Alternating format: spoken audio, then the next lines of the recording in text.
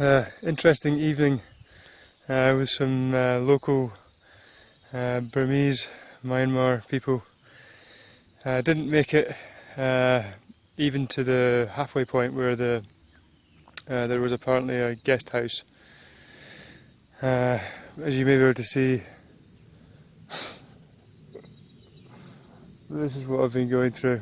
After the last video, it went very muddy.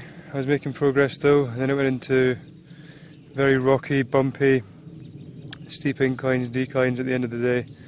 And then I came up a pass not dissimilar to this one here, which is just mud. I mean, I'm having to push it. I'm sat on the bike at the minute just to keep it steady while I take this video, but I'm having to push it down here because it's now like ice. The morning dews settled on top of the mud, and it's just incredibly slippy. It's clogging everything up. I managed to clean all my bags last night. This little family that I stayed with, just a lady, gentleman and their son, kind of got to the top of the pass and just absolutely exhausted.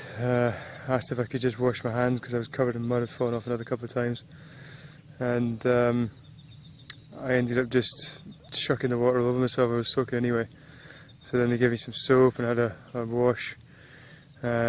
Got redressed, and then I was about to go and they just said, look, well, in mime, they sort of suggested it was going to rain, and that I was to stay because the sun was going down as well, to stay one night and then go the next day, which, to be quite frank, I was very grateful of. I was more than happy just to stay. So I stayed in this little, just an open front, sort of wooden built, I'll put a picture up. I don't want to use the word shack, house without a front. It's sort of covered in, it would be thatch in England, but it's obviously something different here, and made out of bamboo, and they had mosquito nets in there, so I actually had a much better night's sleep last night than I did the night before in the guest house. Got up, had breakfast. They cooked me something in the evening as well. And it cost me just over £1, which, I mean, the cost is kind of irrelevant. I would have quite happily paid a lot more just for the just to be able to stop, really. Because I mean, as you can probably see, there's not really. I'd probably have to go quite far off the road to try and find somewhere relatively secluded that I could where I could camp. But it's fairly sort of hilly. Today I'm going to be going over quite a large ridge, I think,